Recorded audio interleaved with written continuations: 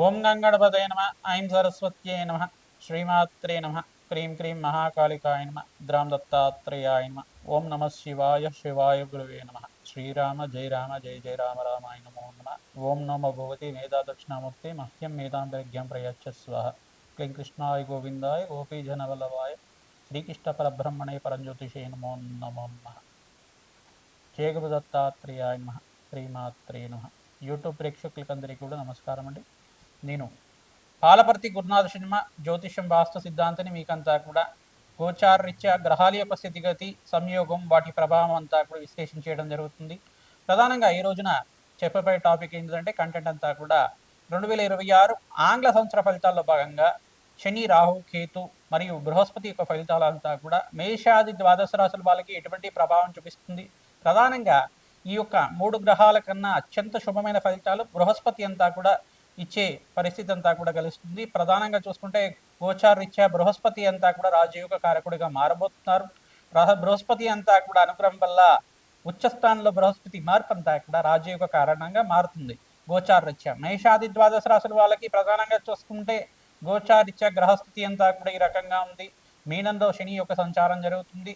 ప్రధానంగా రాహు యొక్క సంచారం అంతా కూడా చూసుకుంటే కుంభరాశిలో, కేతు యొక్క సంచారం అంతా కూడా చూసుకుంటే సింహరాశిలో సంచారం జరుగుతుంది.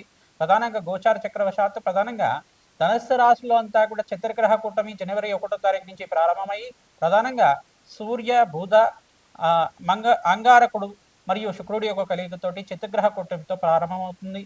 జనవరి 15వ తారీఖు రోజున మకర సంక్రాంతి వేరులో అంతా కూడా ప్రధానంగా మకర సంక్రమణం అంతా కూడా సూర్య భగవానుడు మకర రాశిలో అంతా కూడా సంచారం చేయడం మొదలు పెడతారు. ప్రధానంగా అక్కడంతా కూడా చూసుకుంటే జనవరి 15వ తారీఖు నుంచి ఈ యొక్క సూర్య మంగళ ఆదిత్య యోగం అంటే బుధాదిత్య యోగంలో ఈ యొక్క పంచగ్రహ కూటమి సంభవం అనేది జరుగుతుంది. ప్రధానంగా శుక్రుడు, బుధుడు, అంగారకుడు, సూర్య భగవానుడు మరియు చంద్ర భగవానుడు అంతా కూడా పంచగ్రహ కూటమిలో సంచారం జరుగుతుంది. మరియు ఫిబ్రవరి 23 తర్వాత ప్రధానంగా చూసుకుంటే ఈ యొక్క కుంభరాశిలో అంతా కూడా రాహుతో పాటు 5 గ్రహాలన్నీ కూడా ఈ 5 గ్రహాలన్నీ కూడా సంచారం జరుగుతుంది. ప్రధానంగా చూసుకుంటే షష్టగ్రహ కూటమి అంతా కూడా సంభవం జరుగుతుంది ఫిబ్రవరి 23 ఆ తారీఖులో అంతా కూడా 2026లో. ప్రధానంగా ఈ యొక్క చతుర్గ్రహ కూటమి, త్రిగ్రహ కూటమి, పంచగ్రహ కూటమి, షష్టగ్రహ కూటమి అంతా కూడా గోచారరీత్యా ఉండే గ్రహాల యొక్క సంయోగము వాటి భ్రమణం మేరకు మాత్రమే అంతా కూడా ప్రభావం చూపిస్తూ ఉంటాయి. మేషాది ద్వాదశ రాశులకి విధంగా ఈ యొక్క ఎటువంటి ఆర్థికమైన ఇబ్బందులు, ఈ యొక్క ఆర్థికమైన కష్టాలు కానీ, శ్రమతో కూడిన సంపాదన కానీ పెరగడానికి ఆస్కారం ఉంటుంది. ప్రథమార్థంలో జనవరి నుంచి ఏప్రిల్ 28వ తారీఖు దాకా, తర్వాత నుంచి ఏప్రిల్ 28వ తారీఖు తర్వాత సూర్య భగవానుడు అంతా కూడా ఉచ్చస్థానంలో మార్పు, బుధాదిత్య యోగంలో మార్పు, సూర్యమంగళ యోగంలో మార్పు అంతా కూడా అత్యంత శుభమైన ఫలితాలు ఇవ్వడానికి ఆస్కారం ఉంటుంది. మే 15వ తారీఖు తర్వాత నుంచి మీకు అంతా కూడా రాజయోగంగా చెప్పడం జరుగుతుంది. జూన్ 1వ తారీఖు నుంచి 14వ తారీఖు తర్వాత బృహస్పతి అంతా కూడా కర్కాటక రాశిలో ప్రవేశం చేస్తున్నారు. తద్వారా రాజయోగంగా మారుతుంది. ప్రధానంగా చూసుకుంటే మేషాది ద్వాదశ రాశుల వాళ్ళకి గ్రహస్థితి ఈ రకంగా ఉంది కావున మేషాది ద్వాదశ రాశుల వాళ్ళకి ఏ మాసంలో అంతా కూడా రాజయోగంగా ఉంటుంది. ఈ యొక్క గ్రహస్థితి దృష్టి కేంద్రం అంతా కూడా ఈ రకంగా ఉంటుంది. ప్రధానంగా శనీశ్వరుడు, రాహు, కేతు అంతా కూడా ఈ యొక్క వక్రదృష్టి అంతా కూడా ఈ రకంగా ఉంటుంది. బృహస్పతి మార్పు అంతా కూడా రాజయోగ కారణంగా ఏ రకంగా ఏ రాశి వాళ్ళకి యోగకరంగా ఉంటుంది. వివాహాది శుభకార్యాలు జరగడానికి కానీ, రాజయోగ కారణం కానీ, ధనయోగాలు సిద్ధించడానికి కానీ, ధనధాన్యాది సమృద్ధి కలగడానికి కానీ రాజయోగ కారకుడిగా బృహస్పతి అనుగ్రహం వల్ల ఎటువంటి రాజయోగాలు, ధనయోగాలు, విపరీత రాజయోగాలు అంతా కూడా సిద్ధించడానికి ఆస్కారం ఉంటుంది. అత్యంత శుభమైన ఫలితాలు ఇవ్వడానికి ఆస్కారం ఉంటుంది. నవగ్రహాల యొక్క అనుగ్రహం మేరకే మానవ జీవిత విధానం అంతా కూడా ఉంటుంది కావున ప్రధానంగా నవగ్రహాల అనుగ్రహం కోసం అంతా కూడా ప్రతినిత్యం కూడా నవగ్రహారాధన చేయడం శ్రేష్టమైన ఫలితాలు పొందుతూ ఉంటారు. ప్రధానంగా చూసుకుంటే ఈ యొక్క గ్రహస్థితి ఈ రకంగా ఉంది కావున గోచారరీత్యా గ్రహాల యొక్క సంయోగము వాటి ప్రభావం అంతా కూడా సంపూర్ణంగా విశ్లేషణ చేసి మీకంతా కూడా 2026లో రాజయోగం వచ్చే విధంగా మీకంతా కూడా పరిష్కారం చెప్పడం జరుగుతుంది. ప్రతినిత్యం కూడా మేషాది ద్వాదశ రాశి వాళ్ళు ఈ యొక్క నవగ్రహ ఆరాధన చేసుకోవడం ప్రధానంగా మీకు చెప్పబడే సూచనప్రాయంగా అంతా కూడా చెప్పడం జరుగుతుంది. నవగ్రహ ఆరాధనలో భాగంగా మీరు ప్రతినిత్యం కూడా నవగ్రహ దేవతలకంతా కూడా ప్రదక్షిణాలు ఆచరించండి. ఆవునితో దీపారాధన చేయండి. బెల్లం నివేదనం చేసి ఆ యొక్క చీమలకి ఆహారం వచ్చే విధంగా రావి చెట్టు, వేప చెట్టు ఉండే ప్రాంతంలో అంతా కూడా సమర్పించడం వల్ల రాజయోగం సిద్ధిస్తుంది. గోమాత సేవ చేసుకున్న వాళ్ళకి అత్యంత శుభమైన ఫలితాలు పొందడానికి ఆస్కారం ఉంటుంది. ప్రధానంగా ఆదిత్యాది నవగ్రహ స్తోత్రాన్ని ప్రతినిత్యం కూడా చదువుకోవడం 3 సార్లు కానీ 11 సార్లు కానీ వినడం కానీ చదవడం కానీ చేయడం వల్ల నవగ్రహ దోష నివారణ కలిగి మీకంతా కూడా రాజయోగం స్థితి రావడానికి ఆస్కారం ఉంటుంది. ఈ యొక్క రాహుకేతు వక్రగతి సంచారం కూడా ఏప్రిల్ 14వ తారీఖు తర్వాత నుంచి జరుగుతూ ఉంటుంది. తద్వారా మీకంతా కూడా సంపూర్ణ విశ్లేషణ అంతా కూడా చేస్తూ ఉంటాం. తద్వారా మీకు పరిష్కారం అందుతుంది. వీడియో అంతా కూడా చూడండి, మీకంతా కూడా షేర్ చేయండి, సబ్స్క్రైబ్ చేయండి. తద్వారా రాజయోగం సిద్ధి రావడానికి ఆస్కారం ఉంటుంది. సంపూర్ణమైన పరిష్కారం అంతా కూడా అందుతుంది. ప్రధానంగా జాతకరీత్యా ఉన్న పరిహారం అంతా కూడా చెప్తూ ఉంటాం. ఈ యొక్క గోచారీత్యా గ్రహాల యొక్క సంయోగము, వాటి ప్రభావం అంతా కూడా దృష్టి కేంద్రం అంతా కూడా ఈ రకంగా ఉంది. ఏ రాశి వాళ్ళకి ఏ రకంగా ఉంటుంది అనేది విశ్లేషణ చేయడం జరుగుతుంది. మిథున రాశి జాతకులకి గోచారీత్యా గ్రహాల యొక్క సంయోగం అంతా కూడా ఆంగ్ల సంవత్సర ఫలితాల్లో భాగంగా విశ్లేషణ చేయడం జరుగుతుంది. 2026లో శనీశ్వరుడు, రాహు మరియు బృహస్పతి అంతా కూడా ప్రభావం ఏ రకంగా చూపిస్తుంది అనేది విశ్లేషణ చేయడం జరుగుతుంది. ప్రధానంగా విశేషంగా ఈ 3 గ్రహాల కన్నా ప్రధానంగా శనీశ్వరుడు, రాహు, కేతు కన్నా బృహస్పతి రాజయోగం వల్ల మిథున రాశి జాతకులకంతా కూడా అత్యంత పుణ్యమైన ఫలితాలు పొందడానికి ఆస్కారం ఉంటుంది. ప్రధానంగా చూసుకుంటే రాశిలో బృహస్పతి సంచారం జరుగుతుంది. జూన్ 1వ తారీఖు నుంచి 14వ తారీఖు తర్వాత ఇక్కడ కర్కాటక రాశిలో బృహస్పతి ధనస్థానంలో అంతా కూడా మార్పు జరగడం వల్ల విశేషమైన ధన ప్రాప్తి లభించడానికి ఆస్కారం ఉంటుంది. రాజయోగంగా చెప్పడం జరుగుతుంది. విశేషమైన పుణ్యప్రాప్తి సిద్ధించడానికి ఆస్కారం ఉంటుంది. విశేషంగా మీరంతా కూడా వివాహాది శుభకార్యాల కోసం ప్రయత్నం చేసుకున్న వాళ్ళకి విశేషంగా శీఘ్ర వివాహ యోగం సిద్ధించడానికి ఆస్కారం ఉంటుంది.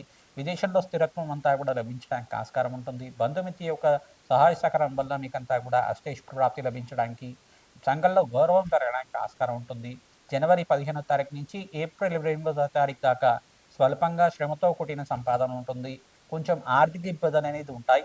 దాని నుంచి బయటపడిన తర్వాత ప్రధానంగా మే 15వ తారీఖు నుంచి నవంబర్ 28వ తారీఖు దాకా విపరీత రాజయోగం సిద్ధి రావడానికి బృహస్పతి వల్ల, శనీశ్వరుడు వల్ల, రాహు, కేతు ఒక సంచారం మేరకంతా కూడా విశ్లేషణ చేయడం జరుగుతుంది. ప్రధానంగా ఈ 5 గ్రహాలకంతా కూడా జపము, హోమాది కార్యక్రమాలు ఆచరించుకోవడం వల్ల ఈ సంవత్సరం అంతా కూడా రాజయోగ సిద్ధి రావడానికి ఆస్కారం ఉంటుంది. ప్రధానంగా మాతంగేశ్వరి ఆరాధన విశేషంగా పుణ్య ఫలితాలు పొందుతూ ఉంటారు. మాతంగేశ్వరి దేవికంతా కూడా జపము, హోమాది కార్యక్రమాలు, రాజశ్యామల యజ్ఞాధికృతులు అంతా కూడా ఆచరించుకోవడం వల్ల విపరీత రాజయోగ సిద్ధి రావడానికి ఆస్కారం ఉంటుంది. విశేషంగా హనుమతారాధనలో భాగంగా మనిషత్వ పారాయణం ఆచరించడం మంచి ఫలితాల్లో పొందుతారు. ప్రధానంగా ఈ యొక్క సుందరాకాండ పారాయణం అంతా కూడా దేవాలయ ప్రాంగణంలో ఆచరించడం వల్ల, వేద పండితులతో ఆచరించి చేయడం వల్ల ప్రధానంగా మీకంతా కూడా అష్టైష్ ప్రాప్తి కలగడానికి ఆస్కారం ఉంటుంది. జాతకరీత్యా ఉన్న గ్రహదోష నివారణ అంతా కూడా ఆచరించాలి.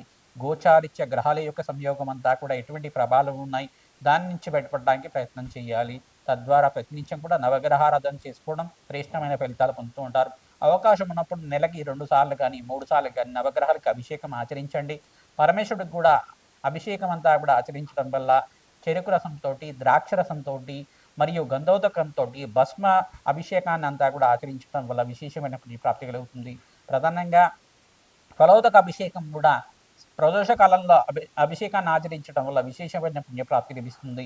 ఎవరి జాతకరీత్యా అయితే కనుక ఆర్థిక ఇబ్బందులు అయితే ఉన్నాయో, అప్పుల బాధలు కానీ బాగా ఆర్థికమైన కష్టాలు ఉన్నాయో, ప్రధానంగా మిథున రాశి జాతకులంతా కూడా మీరంతా కూడా పరమేశ్వరుడికి ప్రీతికరంగా మహాదేవుడికి అంతా కూడా అన్నాభిషేకాన్ని అంతా కూడా ఆచరించడం విశేషమైన పుణ్య ఫలితాలు పొందుతుంటారు. ప్రధానంగా శీఘ్రంగా మీకంతా కూడా అష్టైష్ ప్రాప్తి కలగాలన్నా, అనంతమైన పుణ్యప్రాప్తి కలగాలన్నా, రాజయోగం సిద్ధి రావాలన్నా, వ్యాపారంలో అభివృద్ధి కలగాలన్నా, లక్ష్మీ కుబేర శాంతి హోమాది కార్యక్రమాలు, రాజశ్యామ యజ్ఞాతికృతలంతా కూడా శీఘ్ర ఫలితాలు ఇస్తూ ఉంటాయి. ప్రధానంగా బగలాముఖి దేవి ఆరాధన కూడా మంచి ఫలితాలు పొందడానికి ఆస్కారం ఉంటుంది. శత్రు నివారణ అంతా కూడా జరుగుతుంది. శత్రు బాధలు, శత్రు భయాల నుంచి మీకు బయటపడి ఆనందమైన జీవితాలు జీవించడానికి ఆస్కారం ఉంటుంది. ఎవరికైతే కనుక కొద్దిగా కోర్టు కేసులు కానీ, ల్యాండ్ డిస్ప్యూట్స్ కానీ, ఆర్థిక ఇబ్బందులు కానీ, ఇట్లాంటి అనుకోని ఆర్థికమైన కష్టాలు, వీధి బాధలు కానీ ఉన్నాయో మీరంతా కూడా ఖచ్చితంగా బగలాముఖి దేవి ఆరాధన, ప్రత్యంగరాదేవి హోమాది కార్యక్రమాలు అంతా కూడా ఆచరించడం వల్ల విశేషమైన పుణ్యప్రాప్తి కలుగుతుంది. మీ జాతక చక్రాన్ని అంతా కూడా విశ్లేషణ చేసి మీకంతా కూడా పరిష్కారం చెప్పడం జరుగుతుంది. జన్మ జాతకమే ప్రధానమైన జాతకంగా ఉంటుంది. గోచార చక్రంలో ఉండే గ్రహస్థితి అంతా కూడా ఈ యొక్క గోచార ప్రకారంగా అంతా కూడా సంచారం మేరకు మాత్రమే చెప్పడం జరుగుతుంది. మీరంతా కూడా జన్మజాతకాన్ని జ్యోతిష్ సిద్ధాంతాలతో మీరంతా కూడా విశ్లేషణ చేసుకుని పరిష్కారం ఆచరించడం వల్ల అఖండ పుణ్య ప్రాప్తి కలుగుతుంది. ప్రతినిత్యం కూడా గోమాత సేవ చేయడం వల్ల రాజయోగం సిద్ధిస్తుంది. గోమాతకంతా కూడా ప్రదక్షిణాలు ఆచరించండి. గోపూజ అంతా కూడా చేసుకుంటూ ఉండండి. విశేషమైన పుణ్యప్రాప్తి కలుగుతుంది. శ్రీమాత్రేయ నమః. దత్తాత్రేయ.